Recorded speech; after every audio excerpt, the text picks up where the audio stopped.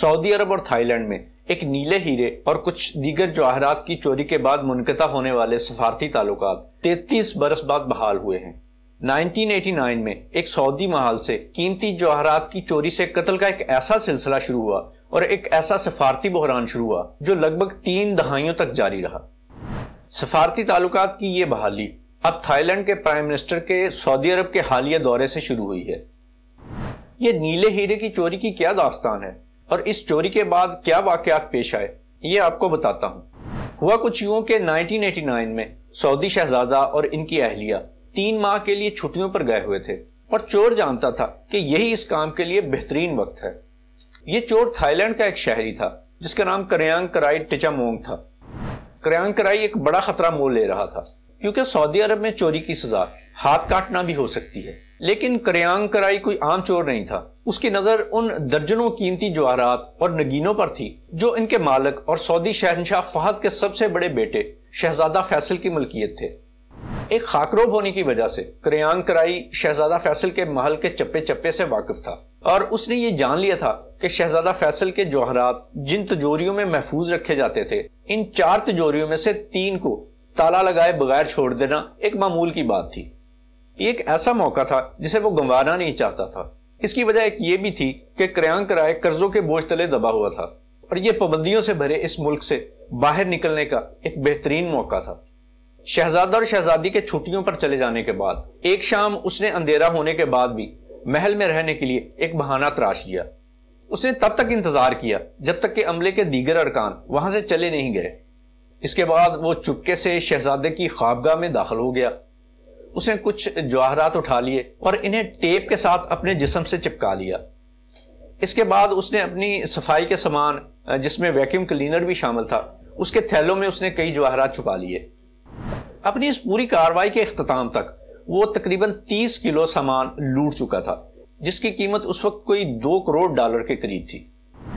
بعد میں سعودی حکام نے کہا کہ چرائے گئے سامان میں کئی طلائی گڑیاں اور کئی یاقوت بھی شامل تھے۔ اس رات کریانگ کرائی نے محل میں کئی ایسی جگہوں پر لوٹ کا مال چھپا دیا تھا جہاں اسے پتا تھا کہ انہیں تلاش نہیں کیا جائے گا۔ پھر اس کے بعد تقریباً 1 ماہ کے دورانیے میں وہ ان جواہرات کو اس سامان میں منتقل کر کے چھپاتا رہا جو وہ تھائی لینڈ میں اپنے گھر بیچ رہا تھا۔ جب تک اس چوری کا علم ہوا تب تک کریانگ کرائی اپنے آبائی ملک تھائی لینڈ فرار ہو چکا تھا اور اس کے فرار ہونے سے قبل ہی اس کا سارا سامان تھائی لینڈ روانہ ہو چکا تھا۔ لیکن چور کے سامنے اب ایک اور چیلنج بھی تھا اور وہ یہ کہ لوٹا گیا جو سامان تھا اس کو تھائی کسٹمز سے گزرنا تھا۔ امپورٹ کیے گئے تمام سامان کو ملک میں داخلے کے وقت چیک ہونا تھا، مگر چونکہ وہ جانتا تھا کہ تھائی حکام رشوت کے رسیہ ہیں سو وہ رشوت کو کبھی نہ نہیں کہہ سکتے۔ اس لیے کریانگ کرائی نے ایک منفرد حل سوچا۔ اس نے سامان کی جتنی انسٹالمنٹس بھیجی تو ہر قسط میں وہ سامان کے ساتھ ایک لفافے میں کچھ پیسے ڈال دیتا اور اس کے ساتھ ایک نوٹ لکھ کر رکھ دیتا تھا۔ اس نوٹ میں اس نے لکھا تھا کہ اس کے سامان میں فاحش مواد موجود ہے، اس لیے وہ نہیں چاہتا کہ اس کو کھول کر اس کی تلاشی لی جائے۔ اس کا منصوبہ کام کر گیا۔ اس کا سارا سامان کسٹم والوں نے پیسے رکھ کر ویسے کا ویسے آگے جانے دیا، مگر کریانگ کرائی زیادہ عرصے تک انصاف سے بھاگ نہ سکا۔ جنوری 1990 میں اسے تھائی لینڈ کے شمالی صوبے لمپانگ میں واقع اس کے گھر سے اس وقت گرفتار کر لیا گیا جب سعودی حکام نے تھائی حکام کو اس حوالے سے اطلاع دی تھی۔ جواہرات اور نگینے جن میں سے کچھ وہ فروخت بھی کر چکا تھا اور کچھ اس کے پاس تھے۔ جلد ہی پولیس نے وہ جو بچ گئے تھے وہ برآمد کر لیے اور جو اس نے بیچے تھے وہ جہاں جہاں بیچے تھے وہ پولیس کو بتا دیا۔ سامان کے حوالے سے سعودی حکام نے کہا کہ تقریباً 80% ابھی بھی کم ہے، یعنی صرف 20% سامان ایسا تھا جو ریکور ہو پایا تھا، جبکہ لوٹائے گئے کئی جواہرات نقلی بھی نکلے۔ اس کے بعد ایک سینئر تھائی اہلکار کی اہلیہ کی کچھ تصاویر سامنے آئی جس میں انہوں نے ایک گمشدہ نیکلس سے انتہائی مماثلت رکھنے والا نیکلس پہن رکھا تھا، مگر سعودیز کو سب سے زیادہ پریشانی جس چیز کی گمشدگی کی تھی وہ ایک انڈے کے سائز کا 50 کیرات کا ایک نیلا ہیرا تھا۔ کان سے ملنے والے ہیروں میں تقریباً 10,000 ہیروں میں سے کوئی ایک ہی ہوتا ہے جس کا کوئی غیر معمولی رنگ ہو، اور ان رنگین ہیروں میں سے بھی بہت کم ہیرے ایسے ہوتے ہیں جو نیلے رنگ کے ہوتے ہیں۔ چنانچہ یہ نیلا ہیرا دنیا کے نایاب ترین اور قیمتی ترین جواہرات میں سے ایک تھا۔ نیلے ہیروں کا نیلا رنگ ان میں موجود بوران ایلیمنٹ کی ہلکی سی مقدار کی موجودگی کی وجہ سے ہوتا ہے، ایسے غیر معمولی ہیرے عام طور پر زمین کی گہرائی میں تقریباً 600 کلومیٹر نیچے بنتے ہیں۔ آج دنیا میں موجود زیادہ تر نیلے ہیرے جنوبی افریقہ میں پریٹوریا کے نزدیک کلینن کان سے نکالے گئے ہیں، مگر سعودی ہیرے کا ماخذ معلوم نہیں۔ اس کے متعلق یہ نہیں معلوم کہ یہ کہاں سے نکالا گیا تھا اور کیسے سعودی حکمران خاندان کے پاس پہنچا۔ اس ہیرے کی کوئی تصاویر بھی منظر عام پر نہیں آئی۔ کریان کرائی کی تقریباً 3 سال قید اور سعودی عرب کی جانب سے گمشدہ جواہرات بالخصوص نیلے ہیرے کی گمشدگی سے متعلق انکار کے بعد کیس ختم ہو جانا چاہیے تھا، مگر اس کی بجائے کیس کی تفتیش نے ایک خونی رنگ اختیار کر لیا۔ فیبروری 1990 کے شروع کے دنوں میں ہی بینکاک میں سعودی سفارت خانے کے ویزا سیکشن کے 2 اہلکار تھائی لینڈ کے دارالحکومت میں اپنے کمپاؤنڈ کی جانب جا رہے تھے۔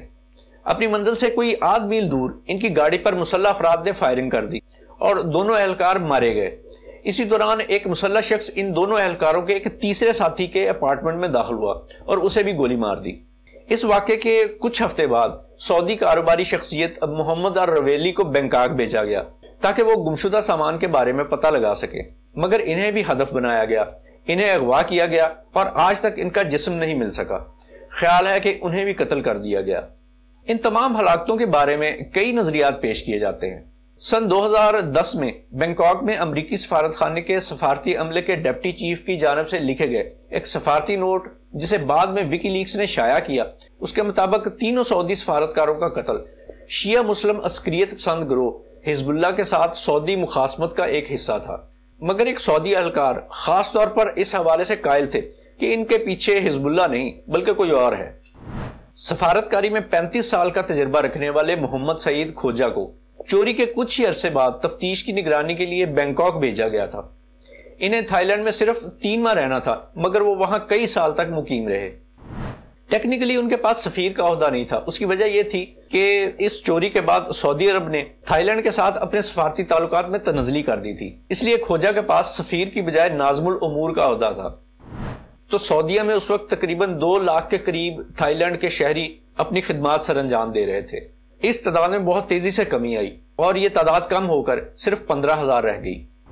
اس وجہ سے تھائی لینڈ کو ہر سال اربوں ڈالرز کا نقصان اٹھانا پڑ رہا تھا، کیونکہ اس کا کافی حد تک انحصار بیرون ملک سے موصول ہونے والے زر مبادلہ پر تھا۔ سخت گیر طبیعت کے مالک سعودی سفیر کھوجا اپنی میز پر اپنی اسمتھ اینڈ ویسن کی بندوق رکھ کر پریس کو انٹرویوز دیا کرتے تھے اور اصرار کرتے تھے کہ تھائی لینڈ پولیس مسلسل ان کے پیچھے ہے۔ ان کے انٹرویوز جو کہ تھائی اخبارات کے صفحہ اول پر شائع ہوتے تھے کسی بھی سفارتکار کے حوالے سے نہایت بلاگ ہوا کرتے تھے۔ وہ کھلے عام تھائی پولیس پر برآمد کیے گئے جواہرات چرانے اور اپنی اس خود بت کو چھپانے کے لیے سعودی اہلکاروں کو قتل کرنے کا الزام عائد کرتے تھے۔ ان کا کہنا تھا کہ ان سعودی اہلکاروں کو اس لیے قتل کیا گیا کیونکہ وہ اس چوری کے بارے میں اہم معلومات تک پہنچ چکے تھے۔ سفارتکاروں کے قتل کی تحقیقات کے انچارج تھائی افسر پر محمد الرویلی کی گمشدگی کا باضابطہ الزام بھی عائد کیا گیا تھا، مگر بعد میں یہ الزامات واپس لے لیے گئے۔ سپٹمبر 1994 میں نیو یارک ٹائمز کو انٹرویو دیتے ہوئے کھوجا نے کہا تھا کہ یہاں پر پولیس حکومت سے بھی زیادہ طاقتور ہے۔ میں چونکہ مسلمان ہوں اور میں یہاں اس لیے رکا ہوا ہوں کیونکہ مجھے لگتا ہے کہ میں شیطانوں سے لڑ رہا ہوں۔ یہ اسی ماہ ان کے دیے گئے کئی انٹرویوز میں سے ایک انٹرویو تھا اور یہ چوری سے منسلک ایک اور قتل کے فوراً ہی بعد دیا گیا تھا۔ سعودی عرب کے بڑھتے ہوئے دباؤ کی وجہ سے تھائی لینڈ اس کیس کا حل تلاش کر رہا تھا۔ تھائی حکام نے اس شخص کی نشاندہی کر لی تھی جس کے بارے میں خیال کیا جا رہا تھا کہ اس نے کریان کرائی کی تھائی لینڈ میں واپسی پر جواہرات کے اس ذخیرے کو سنبھالا تھا۔ جواہرات کے اس تھائی ڈیلر کے بارے میں مانا جاتا ہے کہ اس نے اصل فروخت کر کے انہیں نقل سے تبدیل کر دیا تھا اور وہی اس کیس میں مرکزی گواہ بھی بنا، مگر جولائی 1994 میں اس کی بیوی اور بیٹا لاپتہ ہو گئے اور بعد میں ان کی لاشیں بینکاک کے باہر ایک مرسیڈیز گاڑی سے ملی۔ ویسے تو ان کی لاشوں پر شدید چوٹوں کے نشانات تھے، مگر تھائی لینڈ کی فورینسک رپورٹ کے مطابق ان کی ہلاکت ان کی گاڑی ایک بڑے ٹرک سے ٹکر کی وجہ سے ہوئی تھی۔ سعودی سفیر کھوجا نے اس پر بھی کئی انٹرویوز دیے۔ ایک پریس کانفرنس میں انہوں نے کہا کہ فرانزک کمانڈر جو تھائی لینڈ کے ہیں وہ یہ سمجھتے ہیں کہ شاید ہم بیوقوف ہیں۔ انہوں نے کہا کہ یہ کوئی حادثہ نہیں تھا، وہ سب کچھ ہم سے چھپانا چاہتے ہیں۔ کھوجا صحیح تھے۔ بعد میں یہ بات سامنے آئی کہ گمشدہ جواہرات کی تلاش کرنے پر مامور پولیس نے اس میں سے کچھ خرد برد کر لیے تھے، جواہرات کے ڈیلر سے بھی بھتا لیا تھا اور ان کی اہلیہ اور بیٹے کو بھی مار دیا تھا۔ اس کیس کی تفتیش کرنے والے پولیس کے چیف انچارج شالور کریڈتھس نے بالآخر 20 سال جیل میں گزارے۔ کریانک رائی اب پریشان دکھائی دیتے ہیں۔ جیل سے ان کی رہائی کو 28 سال ہو چکے ہیں اور ان کی جواہرات کی اتنی بڑی چوری کو 30 سال۔ اب وہ شمال مغربی تھائی لینڈ میں اپنی زندگی گزار رہے ہیں۔ حال ہی میں انٹرنیشنل میڈیا کے ایک ادارے کی ایک ٹیم ڈھونڈتے ڈھونڈتے ان کا پیچھا کرتے ان کا سراغ لگا کر بالآخر ان کے ایک سادہ سے گھر تک پہنچ گئی۔ کریانک رائی کی آنکھیں کبھی دائیں کبھی بائیں دیکھ رہی تھی اور ان کا خوف واضح تھا۔ وہ بار بار پوچھتے تھے کہ کہیں یہ رپورٹرز جو ان سے انٹرویو کرنے آئے ہیں یہ پولیس کے افیسر تو نہیں ہیں۔ پھر بالآخر انہوں نے رپورٹر سے کہا کہ وہ ان کے گھر سے باہر نکلیں اور قریبی واقع چاولوں کے کھیت میں کھڑے ہو کر بات کریں۔ تقریباً گھٹنوں تک بلند اپنے پودوں کے درمیان راستہ بناتے ہوئے وہ بات کرنا شروع ہوئے۔ اپنی کہانی کا آغاز کرتے ہوئے انہوں نے کہا کہ جو کچھ بھی ہوا وہ میرے لیے ایک ڈراؤنا خواب تھا۔ اتنے سال گزر جانے کے بعد بھی کریانک رائی کو خوف ہے کہ انہیں قتل کیا جا سکتا ہے۔ یہ خوف انہیں پکڑے جانے سے لے کر اب تک لاحق ہے۔ اس کا کہنا کہ جس وقت مجھے گرفتار کیا گیا اس وقت مجھے لگ رہا تھا کہ میں پاگل ہوں۔ میں اپنے ارد گرد موجود ہر کسی چیز کی وجہ سے گھبراہٹ اور خوف کا شکار تھا۔ میرے ذہن پر بس ایک ہی چیز سوار تھی کہ میں کسی طرح سے زندہ بچ جاؤں۔ مجھے یہ بھی خوف تھا کہ کئی سارے لوگ ہیں جو مجھے لاپتہ یا مجھے قتل کرنا چاہتے ہیں۔ اس کا کہنا تھا کہ پکڑے جانے کے بعد تقریباً 1 ہفتے تک اس کو خوف کی وجہ سے نیند نہیں آئی۔ کریانک رائی کا اصرار ہے کہ اسے بالکل بھی اندازہ نہیں تھا کہ اس کا کیا گیا جرم اس قدر حساس صورت اختیار کر لے گا۔ وہ یہ تو جانتا تھا کہ سونا بہت قیمتی چیز ہے، لیکن دیگر جواہرات کتنے قیمتی ہیں اس کا اسے ٹھیک طرح سے اندازہ نہیں تھا۔ اس کا کہنا ہے کہ جب پولیس نے اسے ڈھونڈ نکالا تو اس نے لڑنے کی بجائے ہتھیار ڈالنے کو ترجیح دی۔ کریانک رائی نے کہا کہ جواہرات بھی واپس لوٹا دیے تھے میں نے، اور فروخت کی جا چکی چیزوں کی واپسی کے حصول کے لیے میں نے پولیس کی مدد کی۔ اگر اس کہانی میں تھائی لینڈ کے طاقتور لوگ شامل نہ ہوتے تو یہ معاملہ اس قدر نہ الجھتا۔ جرم قبول کرنے کے بعد کریانک رائی کی سزا 5 سال سے کم کر کے 2 سال اور 7 ماہ کر دی گئی تھی۔ جیل سے نکلتے ہی اس نے اپنے بیٹوں کو شرمندگی سے بچانے کے لیے اپنا آخری نام بھی تبدیل کر لیا، مگر سزا کاٹنے کے بعد بھی وہ اپنے کیے پر پچھتاتا رہا۔ اس کا کہنا ہے کہ جیل کے بعد اس کی زندگی مایوسیوں اور افسوسناک واقعات سے پر تھی۔ چنانچہ مارچ 2016 میں اس نے بدھ راہب بننے کا فیصلہ کیا۔ جب وہ تربیت پا کر راہب بن گیا تو اس نے ایک تقریب میں میڈیا کو مدعو کیا اور چند الفاظ کہے: میں زندگی بھر کے لیے راہب بننا چاہتا ہوں تاکہ سعودی ہیرے کی نحوست کو مٹا سکوں اور اپنی اچھائی ان لوگوں کے لیے وقف کر سکوں جنہیں میرے برے اعمال سے نقصان پہنچا۔ میں اپنے کیے پر ہر کسی سے معافی کا طلبگار ہوں۔ ایک راہب کے طور پر کریانک رائی نے اپنے لیے ایک ایسا نام چنا جس کے معنی ہے ہیرے جیسا مضبوط۔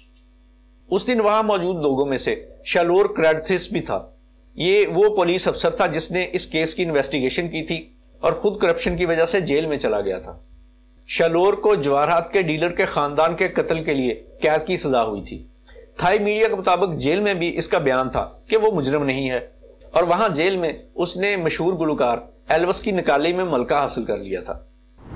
رہائی کے بعد اس نے بھی راہب بننے کا فیصلہ کیا، مگر خانقاہ میں وہ زیادہ عرصہ ٹک نہیں سکا۔ نیلے ہیرے کی چوری کے اس اتنے بڑے فنڈے میں صرف شالور اور کریانک رائی ہی 2 ایسے لوگ تھے جو جیل میں گئے۔ مارچ میں تھائی لینڈ کی سپریم کورٹ نے 5 سابق پولیس اہلکاروں کو سعودی کاروباری شخصیت محمد الرویلی کی گمشدگی اور قتل کے الزام سے بری کر دیا۔ کریانک رائی راہب تو بن گیا تھا، لیکن خانقاہ میں بھی وہ اپنی ماضی سے پیچھا نہیں چھڑا سکا۔ لوگ اسے ڈھونڈتے ہیں اور اسے پوچھتے ہیں کہ اس نے نیلا ہیرا کہاں چھپا رکھا ہے۔ وہ لوگوں کو کچھ نہیں بتاتا، اس لیے لوگ سمجھتے ہیں کہ اس نے ابھی بھی شاید اپنے گھر میں اسے کہیں چھپا رکھا ہے۔ نیلا ہیرا آج تک نہیں مل سکا اور کریانک رائی اس خانقاہ میں 3 سال تک رہا۔